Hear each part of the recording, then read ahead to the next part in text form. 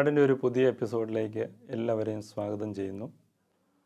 നമ്മൾ ഇന്ന് ചിന്തിക്കുന്ന വചനഭാഗം മർക്കോസിൻ്റെ സുവിശേഷം 2-ാം അധ്യായം 21-22 തിരുവചനങ്ങളാണ്. നാം ഇപ്രകാരം വായിക്കുന്നു: ആരും പഴയ വസ്ത്രത്തിൽ പുതിയ കഷ്ണം തുന്നിപ്പിടിപ്പിക്കാറില്ല. അങ്ങനെ ചെയ്താൽ തുന്നിച്ചേർത്ത കഷ്ണം അതിൽ നിന്ന് കീറിപ്പോവുകയും കീറൽ വലുതാവുകയും ചെയ്യും. ആരും പുതിയ വീഞ്ഞ് പഴയ തോൽക്കുടങ്ങളിൽ ഒഴിച്ചു വയ്ക്കാറില്ല. അങ്ങനെ ചെയ്താൽ തോൽക്കുടങ്ങൾ പിളരുകയും വീഞ്ഞും തോൽക്കുടങ്ങളും നഷ്ടപ്പെടുകയും ചെയ്യും. പുതിയ വീഞ്ഞിന് പുതിയ തോൽക്കുടങ്ങൾ വേണം. Praise the Lord. പ്രിയ സഹോദരങ്ങളെ, ഈ വചനത്തിൻ്റെ പശ്ചാത്തലം നമുക്കറിയാം. അതായത് യോഹന്നാൻ്റെ ശിഷ്യന്മാരും അതുപോലെ ഫരിസേയരുടെ ശിഷ്യരും ഉപവസിക്കുന്നത് കാണുമ്പോൾ ജനങ്ങൾ വന്ന് ഈശോയോട് ചോദിക്കുന്ന കാര്യമാണ്: എന്തുകൊണ്ട് നിൻ്റെ ശിഷ്യന്മാർ ഉപവസിക്കുന്നില്ല? അപ്പോൾ അതിന് മറുപടിയായി ഈശോ ആദ്യമേ പറയുന്ന വചനം ഇതാണ്: മണവാളൻ കൂടെയുള്ളപ്പോൾ മണവറത്തോഴർക്ക് ഉപവസിക്കാനാകുമോ? മണവാളൻ അവരിൽ നിന്ന് അകറ്റപ്പെടുന്ന സമയം വരും, അപ്പോൾ അവർ ഉപവസിക്കും. തുടർന്നാണ് ഈശോ ഈ 2 ഉപമകൾ പറയുന്നത്. പ്രിയ സഹോദരങ്ങളെ, എന്താണ് ഈശോ ഈ ഉപമകളിലൂടെ നമ്മളോട് പറയാൻ ആഗ്രഹിക്കുന്നത്? പ്രത്യേകിച്ചും നമ്മൾ ഈ നോമ്പിൻ്റെയും ഉപവാസത്തിൻ്റെയും പ്രാർത്ഥനയുടെയും ഒക്കെ ഈ കാലഘട്ടത്തിലേക്ക് നമ്മൾ കടന്നിരിക്കുമ്പോൾ യേശു ഈ വചനങ്ങളിലൂടെ, ഉപമകളിലൂടെ നമ്മളോട് എന്ത് പറയാൻ ആഗ്രഹിക്കുന്നുവെന്ന് നമുക്കൊന്ന് ചിന്തിച്ച് നോക്കാം. ഒന്നാമതായിട്ട് യേശു നമ്മളോട് പറയുന്നത് ഇതാണ്: ഫരിസേയർ അതുപോലെ യോഹന്നാൻ്റെ ശിഷ്യർ ഇവരെല്ലാം പഴയ നിയമത്തെയും പഴയ നിയമ കാലഘട്ടത്തെയും പ്രതിനിധാനം ചെയ്യുമ്പോൾ യേശു പറയുകയാണ്, നമ്മുടെ ഈ പുതിയ നിയമം അല്ലെങ്കിൽ ക്രിസ്തീയ വിശ്വാസം ഹെബ്രായ വിശ്വാസത്തിൻ്റെ അല്ലെങ്കിൽ യഹൂദ വിശ്വാസത്തിൻ്റെ ചെറിയ കേടുപാടുകൾ തീർത്ത ഒരു പുതുക്കിയ രൂപമല്ല, എന്നാൽ തികച്ചും വ്യത്യസ്തമായ ഒരു സ്നേഹത്തിൻ്റെ, ഒരു സാഹോദര്യത്തിൻ്റെ വിശ്വാസമാണ് നമ്മുടെ വിശ്വാസം. അപ്പോൾ അതാണ് പഴയ നിയമകാലം എന്ന് പറഞ്ഞാൽ, അല്ലെങ്കിൽ പഴയ നിയമ വിശ്വാസം എന്ന് പറയുമ്പോൾ, അതായത് അവരുടെ നിരവധിയായിട്ടുള്ള ലിഖിത നിയമങ്ങൾ വള്ളിപുള്ളി വിടാതെ അനുസരിക്കുക, ബലികൾ കാഴ്ചകളൊക്കെ ഒരു കുറവുമില്ലാതെ അതൊക്കെ കൃത്യമായിട്ട് അർപ്പിക്കുക, അവരുടെ വിശ്വാസത്തിൻ്റെ തന്നെ വളരെ അടിസ്ഥാന കാര്യങ്ങളായ പ്രാർത്ഥന, ഉപവാസം, ദാനധർമ്മം, ദശാംശം, ഇതൊക്കെ കൃത്യമായിട്ട് ചെയ്യുന്നതിലൂടെ ദൈവത്തെ പ്രീതിപ്പെടുത്താമെന്നും അതുപോലെ അതിലെല്ലാം അഭിമാനിക്കുകയും ചെയ്തിരുന്ന ജനവിഭാഗമാണ് ഈ യഹൂദർ. അപ്പോൾ ഇതിലൂടെ അങ്ങനെ ആ പശ്ചാത്തലത്തിൽ ഈശോ പറയുകയാണ്: മണവാളൻ കൂടെയുള്ളപ്പോൾ മണവറ തോഴർക്ക് ഉപവസിക്കാനാകുമോ? പ്രിയ സഹോദരങ്ങൾ, നമ്മൾ നമ്മുടെ തന്നെ ഒരു ജീവിതത്തിലേക്ക്, നമ്മൾ ഈ വിശ്വാസത്തിൻ്റെ പശ്ചാത്തലത്തിൽ, ക്രിസ്തീയ വിശ്വാസത്തിൻ്റെ ആ പുതിയ വിശ്വാസത്തിൻ്റെ പശ്ചാത്തലത്തിലുള്ളവരാണെങ്കിൽ പോലും നമ്മൾ ആ ഉപവാസത്തോടുള്ള ആ മനോഭാവം, നോമ്പ് കാലത്തോടുള്ള നമ്മുടെ മനോഭാവം ഒരു മണവാളനെ സമീപിക്കുന്ന മണവാട്ടിയുടെ ആ ഒരു സന്തോഷത്തിൻ്റെയും ആ സ്നേഹത്തിൻ്റെയൊക്കെ ഒരു മനോഭാവമാണോ നമ്മുടേത്? നമ്മുടെ പഴയകാല ജീവിതത്തിലേക്ക്, നമ്മുടെ കുട്ടിക്കാലത്തേക്കൊക്കെ നമ്മൾ തിരിഞ്ഞു നോക്കുകയാണെങ്കിൽ, സ്കൂളിലൊക്കെ പഠിക്കുന്ന അവസരത്തിൽ വീട്ടിലെ ചാച്ചനും അമ്മയൊക്കെ ഈ നോമ്പുകാലം വരുമ്പോഴത്തേക്ക് നമ്മൾ ഏത് രീതിയിലാണ് അതിനെ നോക്കി കാണാറുള്ളതെന്ന് നമ്മൾ ഒന്ന് ചിന്തിച്ച് നോക്കിയാൽ, പിന്നോട്ടൊന്ന് തിരിഞ്ഞു നോക്കിയാൽ നമുക്കറിയാം, ഈ ഒരു കാലഘട്ടം നമ്മളെപ്പോഴും മനസ്സുകൊണ്ട് അറ്റ്ലീസ്റ്റ് നമ്മൾ മറക്കാൻ അല്ലെങ്കിൽ ആഗ്രഹിക്കാത്ത ഒരു കാലമായിട്ടാണ്. വലിയൊരു കുരിശായിട്ട് എങ്ങനെയെങ്കിലും ഈ ഒരു 2 മാസം കാലം ഒന്ന് കഴിഞ്ഞു കിട്ടണമെന്നുള്ള രീതിയിലാണ്, അല്ലേ? നമുക്ക് ഭക്ഷണം കഴിക്കാൻ വയ്യ, പല കാര്യങ്ങൾ നമ്മുടെ ഇഷ്ടത്തിനനുസരിച്ച് ചെയ്യാൻ വയ്യ, വലിയൊരു കുരിശായിട്ടാണ് നമ്മൾ കാണുന്നത്. അത് ഇക്കാലത്തും ഒരുപക്ഷെ നമ്മുടെ മനോഭാവം ഈ തരത്തിലുള്ളതായിരിക്കും. ഈ ഒരു കാലം വരുമ്പോഴത്തേനും നമുക്ക് എല്ലാവർക്കും ഒരു അരക്ഷിതാവസ്ഥയാണ്, ഒരു ഞെരുക്കം, ഒരു ബുദ്ധിമുട്ട്, ഒരു വലിയൊരു സഹനമായിട്ട് നമ്മളിതിനെ കാണുന്നു. എന്നാൽ ഈശോ പറയുന്നത് ഇതാണ്: ഒരു മണവാളൻ്റെ അടുത്തേക്ക് പോകുന്ന മണവാട്ടിയുടെ ഒരു മനോഭാവം, അതായത് വലിയൊരു സന്തോഷത്തിൻ്റെ, ശരിക്കും നമ്മുടെ വിശ്വാസക്രമത്തിലെ, ആരാധനാ ക്രമത്തിലെ ഏറ്റവും സന്തോഷപ്രദമായ ഒരു കാലഘട്ടമായി തീരേണ്ടതാണ് ഈ നോമ്പ് കാലം. കാരണം എന്താണെന്ന് പറഞ്ഞാൽ, എന്തെല്ലാം കാര്യങ്ങൾ നമ്മളെ ഈ വിശ്വാസത്തിൽ നിന്നും, നമ്മുടെ കർത്താവ് യേശുവിൽ നിന്നും നമ്മളെ അകറ്റുന്നുണ്ടോ, അല്ലെങ്കിൽ അതിനെ സമീപിക്കാൻ, അടുത്തേക്ക് വരുവാൻ നമുക്ക് തടസ്സമായിട്ട് നിൽക്കുന്നുണ്ടോ, അതിനെല്ലാം ഒരു പരിധിവരെയെങ്കിലും നമ്മൾ മാറ്റി നിർത്തിക്കൊണ്ട് ഏറ്റവും ഏകാഗ്രതയോടെ യേശുവിനെ അടുത്ത് വരുവാനും, യേശുവിനോട് ഐക്യപ്പെടുവാനും, യേശുവിനെ കാണാനും അറിയാനും ഒക്കെ ഏറ്റവും തീവ്രതയോടെ ആഗ്രഹിക്കുന്ന ഒരു കാലമാണ് നോമ്പുകാലം. അതുകൊണ്ട് തന്നെ അപ്പോൾ യേശു കൂടെയുള്ളതാണ് നമ്മളെ സംബന്ധിച്ച്, നമ്മുടെ വിശ്വാസം സംബന്ധിച്ച് ഏറ്റവും സന്തോഷപ്രദമായ കാലമായതുകൊണ്ട് ഇത് സന്തോഷത്തിൻ്റെയും ഏറ്റവും നന്മയുടെയും നല്ല ഒരു കാലമായിട്ട് നമ്മളിതിനെ കാണണം. അതാണ് യേശു പറയുന്നത്. അപ്പോൾ യേശു പറയുന്നത് ഇതാണ്, നിങ്ങൾ നോമ്പിലൂടെ അല്ലെങ്കിൽ ഉപവാസത്തിലൂടെ നിങ്ങൾ ഹൃദയം കൊണ്ട് എന്ത് ആഗ്രഹിക്കുന്നോ ആ ആഗ്രഹം ഒരു വ്യക്തിയായിട്ട് അവരുടെ മുമ്പിൽ തന്നെ നിൽക്കുമ്പോൾ പിന്നെ അവർ ഉപവസിക്കുന്നതിൽ എന്തർത്ഥമാണ്? ആ വ്യക്തിയായിട്ട് തന്നെ മുമ്പിൽ നിൽക്കുകയാണ്. അപ്പോൾ പിന്നെ അതിൽ ഉപവാസത്തിൽ എന്തർത്ഥമാണ് ഉള്ളതെന്നാണ് ഈശോ ചോദിക്കുന്നത്. അതുപോലെ ഈശോ പറയുകയാണ്, എന്നാൽ ഈ ഞാൻ അതായത് മണവാളൻ അവരിൽ നിന്ന് അകറ്റപ്പെടുന്ന ആ കാലം വരും, അപ്പോഴവർ തീർച്ചയായിട്ടും ഉപവസിക്കും. ആ ഒരു കാലമാണ് നമ്മുടെ ഈ കാലം. അതായത് യേശു തിരിച്ചു വരാനായിട്ടാണെങ്കിലും ഒരു കാലഘട്ടത്തിലേക്ക് നമ്മളിൽ നിന്ന് അകന്നിരിക്കുകയും നമ്മൾ വരവിന് വേണ്ടി ഓരോ രൂപത്തിൽ നമ്മുടെ ഹൃദയത്തിലേക്ക് ഈശോ കടന്നു വരാൻ വേണ്ടി, നമ്മുടെ സമൂഹത്തിലേക്ക് ഈശോ കടന്നു വരാൻ വേണ്ടി, ഈശോ വീണ്ടും മനുഷ്യനായിട്ട് ഈ ഭൂമിയിൽ കടന്നു വരാൻ വേണ്ടിയൊക്കെ വലിയ തീവ്രതയോടെ ആഗ്രഹിക്കുകയും പ്രാർത്ഥിക്കുകയും കാത്തിരിക്കുന്ന ഒരു കാലഘട്ടത്തിലാണ്. അപ്പോൾ ആ ഒരു സാമീപ്യം വിശ്വാസത്തിലൂടെ നമ്മൾ ആഗ്രഹിക്കുകയും പ്രാപിക്കുകയും ചെയ്യുന്ന ഒരു കാലമായിട്ട് ഈശോ ഇതിനെ കാണുകയാണ്. അപ്പോൾ അതിൻ്റെ ഒരു മനോഭാവത്തിൽ വീണ്ടും നമ്മൾ ഈ വചനത്തിൻ്റെ യഥാർത്ഥ ഒരു അന്തരാർത്ഥത്തിലേക്ക് നമ്മൾ പോയാൽ ഈശോ പറയുന്ന ഇതാണ്, പഴയ തോൽക്കുടം അല്ലെങ്കിൽ പഴയ തുണിക്കഷ്ണം അല്ലെങ്കിൽ അതുപോലെ പഴയ വീഞ്ഞ് പുതിയ വീഞ്ഞ്. എന്താണ് ഈ പഴയ തോൽക്കുടം എന്നുകൊണ്ട് ഈശോ ഉദ്ദേശിക്കുന്നത്? അതായത് നമ്മുടെ മാനുഷികമായിട്ടുള്ള നമ്മുടെ ഈ ശരീരം, നമ്മുടെ മനസ്സ്, അതുപോലെ മാനുഷികമായിട്ടുള്ള നമ്മുടെ ആത്മാവ് അടങ്ങുന്ന നമ്മുടെ മാനുഷിക പ്രകൃതി, നമ്മുടെ പഴയ മാനുഷിക പ്രകൃതിയാണെങ്കിൽ പുതിയ വീഞ്ഞ് നമുക്ക് അപ്പസ്തോല പ്രവർത്തനങ്ങളിൽ പന്തക്കുസ്ത അനുഭവത്തിൽ നമ്മൾ കാണുന്നുണ്ട്, ശിഷ്യന്മാർ പുതുവീഞ്ഞ് കുടിച്ചവരെന്നാണ് വിശേഷിപ്പിക്കുന്നത്. ചുരുക്കത്തിൽ പുതിയ വീഞ്ഞ് പരിശുദ്ധാത്മാവിലൂടെ നമുക്ക് ലഭിക്കുന്ന ക്രിസ്തുവിൻ്റെ കൃപ, നമ്മളിലേക്ക് ഒഴുകുന്ന കൃപയും ചൈതന്യം, പരിശുദ്ധാത്മ ചൈതന്യം നമ്മൾ നിറയുന്ന അവസ്ഥയാണ് പുതുവീഞ്ഞെങ്കിൽ ഈശോ പറയാണ്, ആ പഴയ മനുഷ്യനായി ഇരുന്നുകൊണ്ട് നമുക്ക് ഈ പുതിയതിനെ സ്വീകരിക്കാൻ സാധിക്കില്ല. Praise the Lord. അപ്പോൾ അതിലായിരിക്കണം. അപ്പോൾ ഈ കാലഘട്ടത്തിൽ നമുക്കറിയാം, നമ്മുടെ കേരളത്തിൻ്റെ പശ്ചാത്തലത്തിലെങ്കിലും വിശ്വാസം വർദ്ധിപ്പിക്കാനും വിശ്വാസത്തെ പരിപോഷിപ്പിക്കാനുള്ള നിരവധിയായിട്ടുള്ള കാര്യങ്ങൾ നമുക്കിന്ന് ലഭ്യമാണ്. ഏറ്റവും നമുക്ക് അഭിമാനിക്കാവുന്ന എത്രയോ നൂറുകണക്കിന് ധ്യാന കേന്ദ്രങ്ങളും ദിവസം പ്രതി ധ്യാനങ്ങളും, അതുപോലെ ഈ കാലഘട്ടത്തിലാണെങ്കിൽ മീഡിയ വഴി നമുക്ക് ആഗ്രഹിക്കുന്ന വചനങ്ങളും അതുപോലെ ശുശ്രൂഷകളൊക്കെ ലഭിക്കുന്ന ഈ കാലഘട്ടത്തിൽ, അതുപോലെ ഒരു ചെറിയ ഒരു 5 കിലോമീറ്ററിനുള്ളിൽ ഒരു പള്ളിയില്ലാത്ത സ്ഥലങ്ങൾ കേരളത്തിലില്ല. ഇതുപോലെ വിശുദ്ധ കുർബാനയ്ക്കോ ഏത് നമ്മുടെ കൂദാശകൾ സ്വീകരണത്തിനോ ഈ കാലഘട്ടത്തിലൊക്കെ തടസ്സം വന്നിട്ടുണ്ടെങ്കിൽ പോലും ഇത്രയും ലഭ്യമായിട്ടുള്ള ഒരു സ്ഥലത്ത് നമ്മൾ ചിന്തിക്കേണ്ട ഒരു കാര്യം ഇതാണ്, അതിനനുസരിച്ചിട്ടുള്ള ഒരു ആത്മീയ മുന്നേറ്റം അല്ലെങ്കിൽ ആത്മീയ ഉണർവ് നമ്മുടെ ജനത്തിൻ്റെ ജീവിതത്തിലേക്ക് കടന്നു വന്നിട്ടുണ്ടോ എന്ന് നമ്മൾ തീർച്ചയായിട്ടും ചിന്തിക്കണം.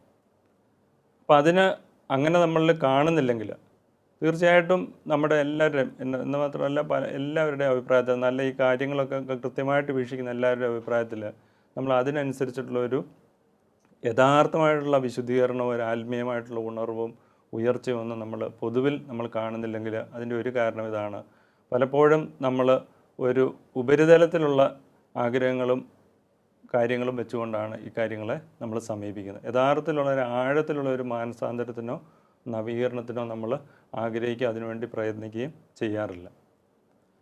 അതുകൊണ്ട് ഈശോ തൻ്റെ വചനത്തിലുടനീളം നമ്മൾ പല ഭാഗങ്ങളിലായിട്ട് നമ്മൾ ഒരു നവീകരിക്കപ്പെട്ട വ്യക്തിത്വത്തെക്കുറിച്ച് നമ്മൾ കാണുന്നുണ്ട്.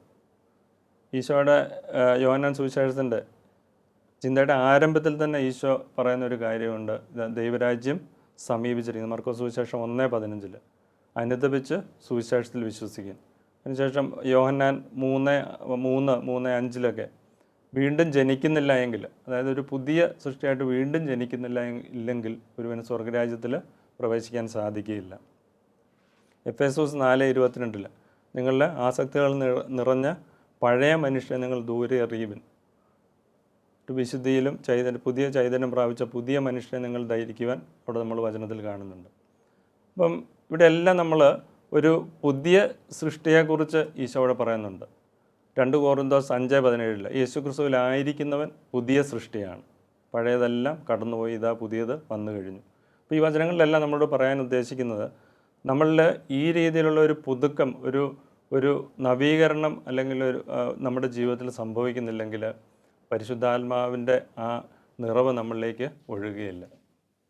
നമ്മളിലുള്ള ഒരു വിശ്വാസ ജീവിതത്തിൽ പലരുടെയും പൊതുവിലുള്ള ഒരു ന്യൂനത എന്ന് പറയുന്നത്, എല്ലാവരും ഈ ശുശ്രൂഷകളിലൂടെ നമ്മുടെ പ്രാർത്ഥനാ ജീവിതത്തിലൂടെയൊക്കെ പരിശുദ്ധാത്മാവിനെ സ്വീകരിക്കാനും പരിശുദ്ധാത്മാവിൻ്റെ നിറവ് അനുഭവിക്കാനും അതുപോലെ പരിശുദ്ധാത്മാവിൻ്റെ വരങ്ങളിലും ദാനങ്ങളിലും ശക്തിയിലും ഒക്കെ നിറയുവാനും ഒക്കെ ആഗ്രഹിക്കുന്നുണ്ടെങ്കിലും പലപ്പോഴും നമ്മൾ അതിനുവേണ്ടി നമ്മളെ തന്നെ നമ്മുടെ ജീവിതത്തിൽ അല്ലെങ്കിൽ നമ്മുടെ ഹൃദയത്തിന് ഒരു പരിവർത്തനം വരുത്താൻ വേണ്ടി പ്രയത്നിക്കുകയോ അതിനുവേണ്ടി ആഗ്രഹിക്കുകയോ ചെയ്യുന്നില്ല. ഒരുപക്ഷെ അത് നമ്മളിലുള്ള കുറവുകളെക്കുറിച്ച്, നമ്മുടെ പാപ ആസക്തികളെക്കുറിച്ചുള്ള കൃത്യമായിട്ടുള്ള ബോധ്യം നമ്മളിൽ തന്നെ ഇല്ലാത്തതുകൊണ്ട്, നമ്മുടെ പാപ അവസ്ഥകളെക്കുറിച്ചുള്ള ബോധ്യക്കുറവുകൊണ്ടായിരിക്കാം. മറ്റു ചിലപ്പോൾ അതിനേക്കാളിലും ഗുരുതരമായൊരു കാര്യം ഇതാണ്, പലപ്പോഴും നമുക്ക് കൃത്യമായിട്ടുള്ള അറിവുണ്ടെങ്കിൽ പോലും നമുക്കത് പൂർണ്ണമായിട്ട് വിട്ടുകൊടുക്കാനോ അതിൽ നിന്ന് മോചനം നേടുവാനോ നമ്മൾ പലപ്പോഴും ആഗ്രഹിക്കുക പോലും ചെയ്യുന്നില്ല. അത് ഇരുന്നുകൊണ്ട് തന്നെ നമ്മൾ ആത്മാവിന് വേണ്ടിയിട്ട് നിരന്തരം പ്രാർത്ഥിക്കുകയും ഇങ്ങനെയുള്ള എല്ലാ അനുഷ്ഠാനങ്ങളിലും നമ്മൾ പങ്കുചേരുകയും ഒരേ സമയം നമ്മൾ ചെയ്യും. ഈശോ അതാണ് ഇവിടെ പറയുന്നത്, നമ്മൾ ആ ഒരു പഴയ അവസ്ഥയിലേക്ക് പുതിയ പരിശുദ്ധാത്മ നിറവ് അല്ലെങ്കിൽ പരിശുദ്ധാത്മാവിൻ്റെ വരദാനങ്ങളും ആ പരിശുദ്ധാത്മ ജ്ഞാനവും എല്ലാം കടന്നു വരുമെന്ന് നമ്മൾ ആഗ്രഹിക്കരുത്. അപ്പോൾ അതിനു വേണ്ടിയിട്ട് നമുക്ക് എന്ത് നമ്മുടെ ജീവിതത്തിൽ ചെയ്യാനാവുമെന്ന് നമ്മൾ പ്രത്യേകമായിട്ട് ചിന്തിക്കണം. ഈ ഒരു വ്യതിയാനം അല്ലെങ്കിൽ ഒരു നവീകരിക്കപ്പെട്ട മനുഷ്യനാകാൻ വേണ്ടിയിട്ട് നമ്മൾ ഈ നോമ്പ് കാലത്തിലൂടെ കടന്നു പോകുമ്പോൾ നമ്മൾ ഏറ്റവും സ്വസ്ഥമായിട്ട് യേശുവിനെ മനസ്സിൻ്റെ പലവിധ ആസക്തികൾ നമുക്കറിയാം. നമ്മുടെ ജീവിതത്തിൽ ഒരു 24 മണിക്കൂർ അല്ലെങ്കിൽ നമ്മൾ 100 എടുത്തോളൂ, 100 ഇതെടുത്താൽ അതിലൊരു 90% ഒന്നുകിൽ നമ്മുടെ കുടുംബ ജീവിതബന്ധിയായിട്ടുള്ള നമ്മുടെ കാര്യങ്ങൾ തീർച്ചയായിട്ടും ആവശ്യമുള്ള കാര്യങ്ങളാണ്. ആ ഒരു ജീവിത വ്യഗ്രതയെ അനുബന്ധിച്ചുള്ള കാര്യങ്ങളിൽ നമ്മുടെ ചിന്ത ഇരിക്കുന്നു. അല്ലെങ്കിൽ നമ്മുടെ ജോലിയിലുള്ള മുന്നേറ്റം, നമ്മുടെ കരിയറിനെ കുറിച്ച്, അല്ലെങ്കിൽ നമ്മുടെ സമ്പത്തിനെ കുറിച്ച്. ഇനി അതുപോട്ടെ, നമ്മുടെ ശരീരത്തെക്കുറിച്ച് നമ്മൾ പറഞ്ഞല്ലോ, നമ്മുടെ ശരീരത്തിൻ്റെ അവസ്ഥ. അപ്പോൾ ശരീരത്തിൻ്റെ ചിലപ്പം അമിതമായിട്ടുള്ള ഭക്ഷണപ്രിയമോ അല്ലെങ്കിൽ ജഡത്തിൻ്റെതായിട്ടുള്ള ചില ആസക്തികളിലേക്കുള്ള കൂടുതലുള്ള താല്പര്യം, അല്ലെങ്കിൽ ദ്രവ്യം, ആഡംബരത്തിനോടുള്ള മോഹം, ഇങ്ങനെ ഈ ലോകത്തിൻ്റെതായിട്ടുള്ള അവസ്ഥകളിൽ നമ്മൾ 90% നമ്മുടെ ചിന്തയും നമ്മുടെ മനസ്സും എല്ലാം ഉടക്കിയിരിക്കുകയും അതേസമയം ഒരു 10% 5% പോലും ദൈവത്തെയോ ദൈവത്തിൻ്റെ വചനത്തെയോ ആരാധിക്കുവാനും ആ ഭാഗത്തേക്ക് നമ്മുടെ ശ്രദ്ധയിരിക്കുകയാണെങ്കിൽ എങ്ങനെ നമ്മളിലൊരു യഥാർത്ഥ മാനസാന്തരം, യഥാർത്ഥ ഒരു വിശുദ്ധീകരണം നമ്മുടെ ജീവിതത്തിൽ സംഭവിക്കാൻ സാധിക്കും?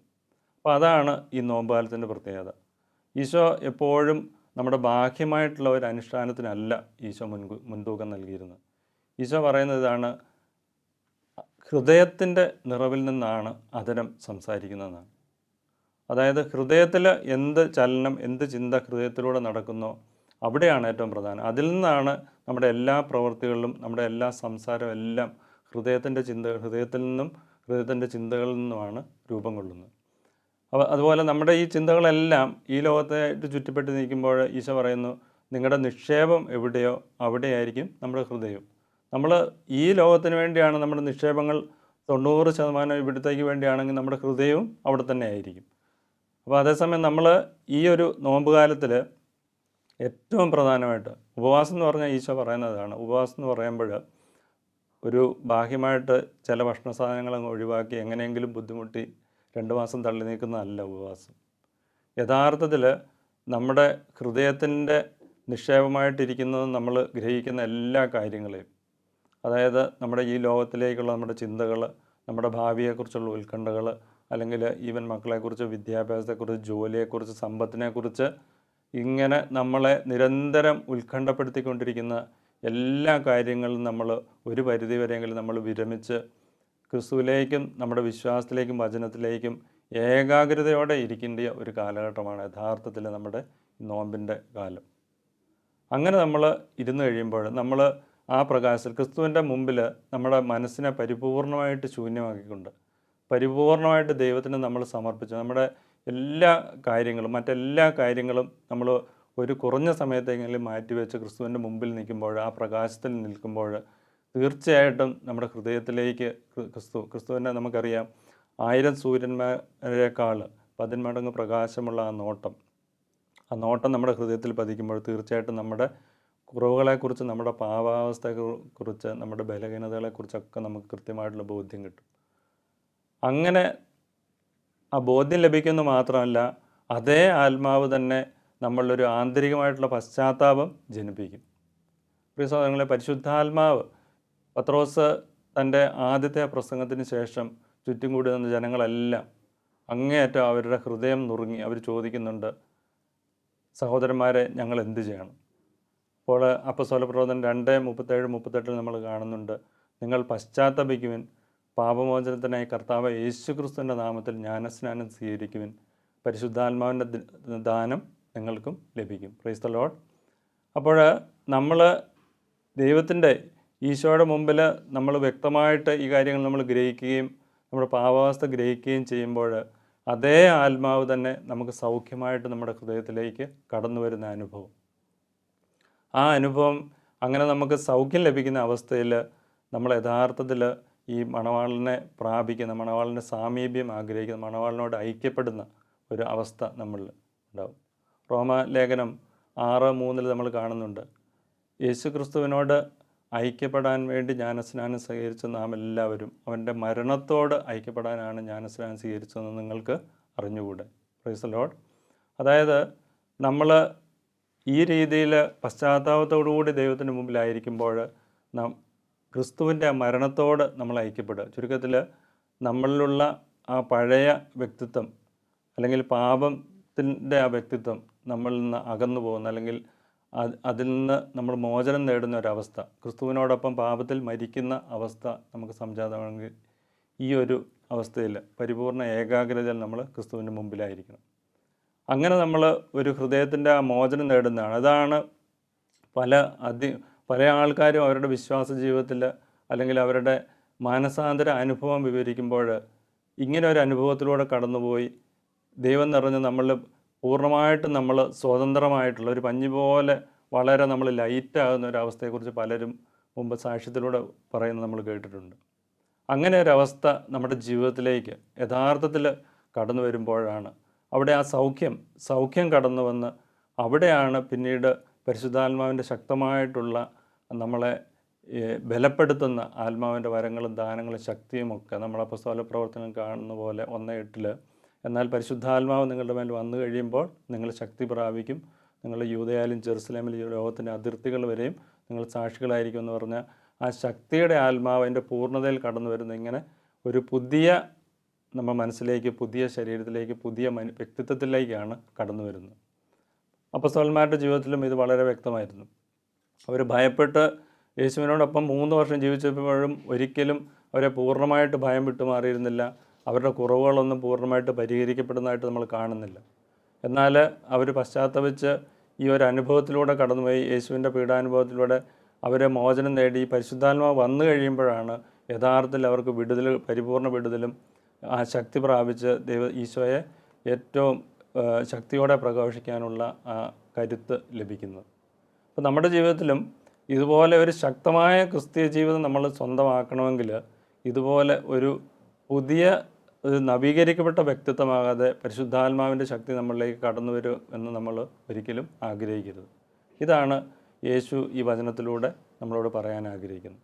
നമ്മളെല്ലാവരും ഈ രീതിയിൽ ഉപവസിക്കുകയും പ്രാർത്ഥിക്കുകയും ഒരു നല്ല കുമ്പസാരം നടത്തുകയും ഒക്കെ ചെയ്യാൻ വേണ്ടി പരിശ്രമിക്കുന്ന ഒരു കാലം ഇതാണെങ്കിൽ പോലും പലപ്പോഴും ഇപ്പം നമ്മൾ ഉദാഹരണം പറഞ്ഞാൽ നമ്മൾ ചിലരൊക്കെ 50 വയസ്സും 60 വയസ്സ് ജീവിച്ചവരുണ്ടാവും, 40 വയസ്സും 30 വയസ്സും ജീവിച്ചവരുണ്ടാവും.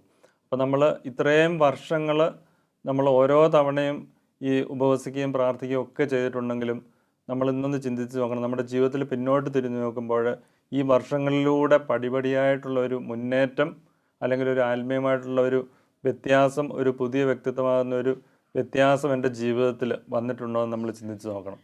അതോ നമ്മൾ കൂടുതൽ നമ്മുടെ ചില പാപങ്ങളിലോ അല്ലെങ്കിൽ തഴക്കദോഷങ്ങളിലോ ചില ആസക്തികളിലോ ഒക്കെ കൂടുതൽ ബലപ്പെടുകയാണോ നമ്മുടെ ജീവിതത്തിൽ ചെയ്തത്? അതോ ഒരു വ്യത്യാസവും ഇല്ലാതെ ഈ കാലഘട്ടം അത്രയും തുടർന്നു പോവുകയാണോ?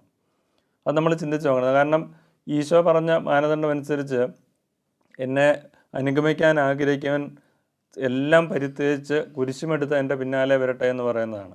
അപ്പോൾ ആ രീതിയിലുള്ള ഒരു ശതമാനമെങ്കിലും ആ രീതിയിലേക്ക് അല്ലേ തന്നെ പരിത്യജിച്ച് എല്ലാം ഉപേക്ഷിച്ച് പരിത്യജിക്കുന്നത്. അപ്പോൾ അത് ഒരു പരിധിവരെയെങ്കിലും നമ്മൾ ആ ഒരു രീതിയിലേക്ക് മാറിയോ അതോ നമ്മളിപ്പോഴും നമ്മൾ ഇങ്ങനത്തെയുള്ള ആവശ്യങ്ങളുടെ ആഗ്രഹങ്ങളൊക്കെ കൂടി വരികയാണെന്ന് നമ്മൾ ചിന്തിച്ച് നോക്കണം. അപ്പം ഇതൊക്കെ ഇപ്പോൾ ചിലരൊക്കെ എങ്കിലും നമ്മൾ ഇപ്പോൾ വിചാരിക്കുന്നുണ്ടാവും, നമ്മളിതെല്ലാം ചെയ്തിട്ടും ജീവിതത്തിന് ഒരു കൃത്യമായിട്ടുള്ളൊരു വ്യതിയാനം എന്തുകൊണ്ട് എൻ്റെ ജീവിതത്തിൽ സംഭവിച്ചില്ല, അല്ലെങ്കിൽ ഇന്നേ വരെയായിട്ട് സംഭവിക്കുന്നില്ല, എന്തുകൊണ്ട് ഒരു കൃത്യമായിട്ടുള്ളൊരു യഥാർത്ഥമായിട്ടുള്ളൊരു അനുഭവം, ക്രിസ്തുവിൻ്റെ അനുഭവം, അതുപോലെ പരിശുദ്ധാത്മാവ് നിറയുന്ന അനുഭവം നമുക്ക് ലഭിക്കുന്നില്ല എന്ന് ഒരുപക്ഷെ നമ്മൾ ചിന്തിക്കുന്നുണ്ടാവും. ഒരു കാരണം ഇതാണ്, അതായത് പലപ്പോഴും നമ്മുടെ പാപപ്രകൃതി അല്ലെങ്കിൽ നമ്മളുള്ള കുറവുകൾ, ബലഹീനതകൾ, ആസക്തികളൊക്കെ തരണം ചെയ്യാൻ വേണ്ടി നമ്മൾ നമ്മുടെ തന്നെ കഴിവിനെ ആശ്രയിക്കുന്നതുകൊണ്ടാണ് അത് പലപ്പോഴും സംഭവിക്കുന്നത്. ഒന്നാമതായിട്ട് ഞാൻ ആദ്യം പറഞ്ഞതുപോലെ നമ്മൾ ഏറ്റവും മനസ്സ് മറ്റു കാര്യങ്ങളിലൊക്കെ നമ്മൾ വിരമിച്ച് ഒരു പരിധിവരെ അതിൽ നിന്നൊക്കെ മാറി നിന്നുകൊണ്ട്, ഈശോ പറയുന്ന പോലെ നിങ്ങളുടെ കതകും ജനലും ഒക്കെ അടച്ച് അകത്തിരിക്കുക എന്ന് പറഞ്ഞാൽ ഏറ്റവും ഏകാഗ്രത പൂർണ്ണമായിട്ടും ദൈവത്തിൽ ധ്യാനിച്ചുകൊണ്ട്, ദൈവത്തിൽ ലയിച്ചുകൊണ്ട് നമ്മൾ ഒരു കാര്യത്തിന് വേണ്ടി പ്രാർത്ഥിക്കുമ്പോൾ നമ്മൾ ഒന്നാമതായിട്ട് ആഗ്രഹിക്കേണ്ടത് ദൈവം തന്നെയാണ് ഒരു കാര്യത്തിന് മുൻകൈ എടുക്കേണ്ടത്. ക്രിസ്തുവിൻ്റെ ശക്തി ക്രിസ്തുവിൻ്റെ ആ സാമീപ്യം, എന്നെ കൂടാതെ നിങ്ങൾക്ക് ഒന്നും ചെയ്യാൻ സാധിക്കില്ലെന്നാണ് ഈശോ പറഞ്ഞിരിക്കുന്നത്. അപ്പം ഒരിക്കലും നമുക്ക് നമ്മുടെ കഴിവ് കൊണ്ടോ അല്ലെങ്കിൽ നമ്മുടെ പ്രയത്നം കൊണ്ടോ മാത്രം നമ്മുടെ കുറവുകളെ അല്ലെങ്കിൽ നമ്മുടെ പാപാവസ്ഥകളെ നമുക്ക് തരണം ചെയ്യാൻ സാധിക്കുകയില്ല. അപ്പോൾ അവിടെയാണ് നമ്മുടെ ഈ കാലഘട്ടത്തിൻ്റെ പ്രത്യേകത. അതായത് ഈ കൂടുതൽ നമ്മൾ തീഷ്ണതയോടെ പല കാര്യങ്ങളിലും വിരമിച്ചുകൊണ്ട് നമ്മുടെ ചിന്തകളെയൊക്കെ ഏകാഗ്രപ്പെടുത്തിക്കൊണ്ട് ക്രിസ്തുവിലേക്ക് നോക്കുമ്പോൾ നമ്മുടെ പാപത്തെ ദൈവം തന്നെ എടുത്തു മാറ്റാൻ വേണ്ടിയിട്ട് നമ്മളെ പരിപൂർണമായിട്ട് ദൈവത്തിന് മുമ്പിൽ സമർപ്പിക്കുക എന്നുള്ള ഒരു ആശ്രയബോധം, അങ്ങനെ ഒരു ആശ്രയബോധം ദൈവം തന്നെ നമ്മളിൽ അല്ലെങ്കിൽ നമ്മുടെ ആസക്തികൾ എടുത്തു മാറ്റുന്ന പാപിനിയായ സ്ത്രീയോട് അല്ലെങ്കിൽ ആ തളർവാതിരോട് ഈശോ പറയുന്നുണ്ട്, നിൻ്റെ പാപങ്ങൾ ക്ഷമിക്കപ്പെട്ടിരിക്കുന്നു. അതിൽ നമ്മുടെ വിശ്വാസമാണ് ഏറ്റവും പ്രധാനം. വിശ്വാസത്തോടെ ഇതെല്ലാം മാറ്റാൻ കഴിവുള്ള വ്യക്തിയാണ് ഈശോ. ഈശോ ഒരു വാക്കുച്ചരിച്ചാൽ മാത്രം മതി, ആ ശതാധിപൻ്റെ വിശ്വാസം, ഈ ഒരു വാക്ക് ഉച്ചരിച്ചാൽ മാത്രം മതി എൻ്റെ ആത്മാവ് സൗഖ്യം പ്രാപിക്കും. ഇങ്ങനെ പരിപൂർണമായിട്ട് നമ്മുടെ ഹൃദയത്തെയും മനസ്സിനെയും ആത്മാവിനെയും എല്ലാം സൗഖ്യപ്പെടുത്താൻ ക്രിസ്തുവിന് സാധിക്കുമെന്നുള്ള വിശ്വാസത്തോടു കൂടി ക്രിസ്തുവിൻ്റെ മുമ്പിൽ നിൽക്കുകയും നമ്മൾ അതിൻ്റെ ഒരു പരിശ്രമം എന്നവണ്ണം നമ്മുടെ ഭാഗത്തു നിന്ന് നമ്മൾ പല കാര്യങ്ങളും ഉപേക്ഷിക്കാൻ പരിശ്രമിക്കുകയും ചെയ്യുക. അതേസമയം ക്രിസ്തുവിൽ പൂർണ്ണമായിട്ട് ആശ്രയിക്കുക. അങ്ങനെ നമ്മൾ ആശ്രയിക്കുമ്പോൾ ക്രിസ്തുവിൻ്റെ സൗഖ്യവും വിടുതലും നമ്മുടെ ഹൃദയത്തിലേക്ക് ഒഴുകും. ആ വിടുതൽ അനുഭവിക്കുന്ന ആ അവസരത്തിൽ അങ്ങനെ ക്രിസ്തു പൂർണ്ണമായിട്ടും സ്വതന്ത്രമായിരിക്കുന്ന ഒരു ഹൃദയത്തിലേക്കാണ് പരിശുദ്ധാത്മ നിറവ് കടന്നു വരുന്നത്. പ്രിയ സഹോദരങ്ങളെ, നമ്മുടെ ഈ നോമ്പ് കാലഘട്ടത്തിലൂടെ നമ്മൾ പോകുമ്പോൾ തീർച്ചയായിട്ടും ഈ ഒരു അനുഭവം നമ്മുടെ ജീവിതത്തിൽ ഉണ്ടാകാൻ വേണ്ടി, ഇതുവരെ നമുക്കിപ്പോഴും നമ്മുടെ ഹൃദയം തേങ്ങുന്നുണ്ട്. ഒരുപക്ഷെ എനിക്ക് ഈ കാലം അത്രയും പോയിട്ടും ഒരു യഥാർത്ഥമായിട്ടുള്ള ക്രിസ്തു അനുഭവം, ക്രിസ്തുവിനെ സ്വന്തമാക്കുന്ന ഒരു അനുഭവം, ക്രിസ്തുവിനെ അറിയുന്ന ഒരു അനുഭവം, ക്രിസ്തുവുമായിട്ട് ഐക്യപ്പെടുന്ന ഒരു അനുഭവം എൻ്റെ ജീവിതത്തിൽ ലഭിച്ചിട്ടില്ലെങ്കിൽ നമുക്ക് ഈ നോമ്പ് കാലത്ത് തീർച്ചയായിട്ടും ക്രിസ്തുവിനോട് തന്നെ ചേർന്ന് നിന്നുകൊണ്ട് ഏറ്റവും സന്തോഷത്തോടു കൂടി ക്രിസ്തുവിൻ്റെ സാന്നിധ്യം ആഗ്രഹിച്ചുകൊണ്ട് ക്രിസ്തുവിനോടൊപ്പമായിരിക്കുക. ഒരു വെറും ബാഹ്യമായിട്ടുള്ളൊരു ഉപവാസമല്ലാതെ നമ്മുടെ ഹൃദയത്തിൻ്റെ തലങ്ങളിലേക്ക് നോക്കാൻ വേണ്ടി ക്രിസ്തുവിൻ്റെ മുമ്പിൽ നിൽക്കുമ്പോൾ ഞാൻ പറഞ്ഞതുപോലെ നമ്മുടെ ഏതെല്ലാം മേഖലകളിലാണ് എൻ്റെ ഹൃദയം ഉടക്കിക്കിടക്കുന്നത്, എൻ്റെ നിക്ഷേപങ്ങൾ എവിടെയാണ്, എൻ്റെ ഹൃദയം എവിടെയാണെന്നുള്ള പൂർണ്ണ ബോധ്യം നമുക്ക് ലഭിക്കും. ആ ബോധ്യം നമുക്ക് ലഭിച്ചു കഴിയുമ്പോൾ ക്രിസ്തു ആ മേഖലകളിൽ നിന്നെല്ലാം ഒരു പരിധിവരെയെങ്കിലും പടിപടിയായിട്ടെങ്കിലും നമുക്ക് മാറി നിന്നുകൊണ്ട് അല്ലെങ്കിൽ അതിൽ നിന്ന് മോചനം ലഭിച്ചുകൊണ്ട് കൂടുതൽ ശക്തിയോടെ ക്രിസ്തുവിലേക്ക് വരുവാനും അങ്ങനെ ഒരു സ്വാതന്ത്ര്യം ലഭിക്കുന്ന ഹൃദയത്തിലേക്ക് ക്രിസ്തുവിൻ്റെ പരിശുദ്ധാത്മാവ് കടന്നു വരുവാനും ഇടയാകും. ആ പരിശുദ്ധാത്മ നിറവ് നമ്മൾ ലഭിച്ചു കഴിയുമ്പോൾ, ആ പൂർണ്ണത നമുക്ക് ലഭിച്ചു കഴിയുമ്പോഴാണ് യഥാർത്ഥത്തിൽ നമുക്ക് ആ ആദിമ ക്രൈസ്തവ സമൂഹത്തിനുണ്ടായിരുന്ന ഒരവസ്ഥയിലേക്ക്, പൂർണ്ണമാക്കപ്പെട്ട ആ സ്നേഹത്തിൻ്റെയും ആ സ്വാതന്ത്ര്യത്തിൻ്റെയും സമാധാനത്തിൻ്റെ അവസ്ഥയിലേക്ക് നമ്മൾ കടന്നു വരുമ്പോൾ നമ്മുടെ ജീവിതത്തിലൂടെയും നമ്മുടെ സംസാരത്തിലൂടെയും പ്രവർത്തനത്തിലൂടെ എല്ലാം ക്രിസ്തുവിന് സാക്ഷ്യം വഹിക്കുന്ന നന്മയുടെ ഒരു ജീവിതമാക്കി മാറ്റുവാൻ നമ്മുടെ ജീവിതങ്ങൾക്ക് മാറ്റുവാൻ നമുക്ക് സാധിക്കും.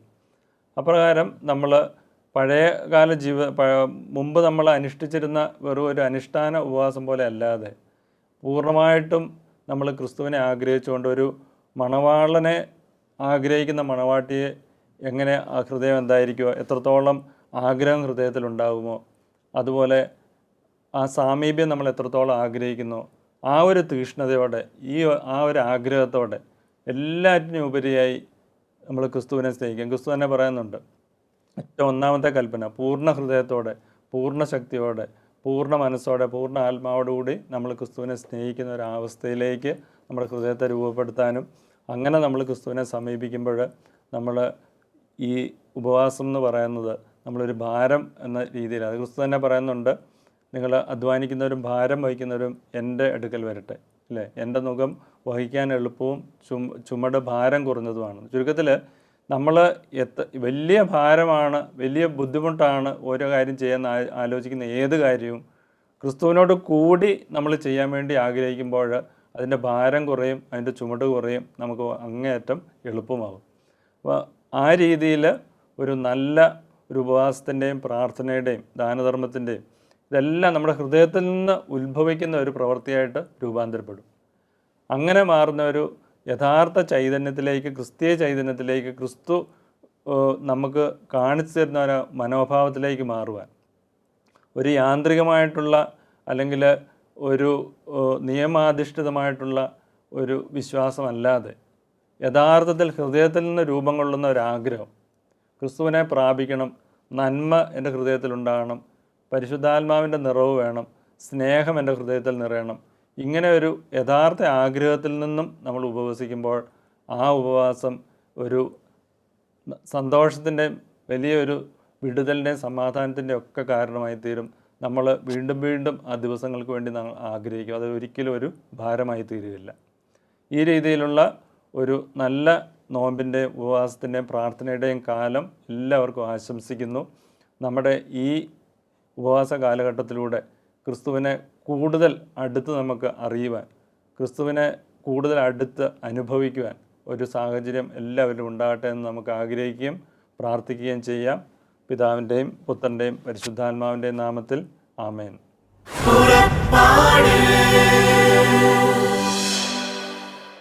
ഈ പ്രോഗ്രാമിനെ കുറിച്ചുള്ള നിങ്ങളുടെ വിലയേറിയ അഭിപ്രായങ്ങളും നിർദ്ദേശങ്ങളും ഇമെയിലിലൂടെ ഞങ്ങളെ അറിയിക്കുക.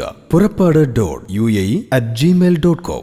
പരിശുദ്ധാത്മവരങ്ങളാലെന്നും ഹൃദയത്തിനകതാരു നിറയ്ക്കും യാത്ര.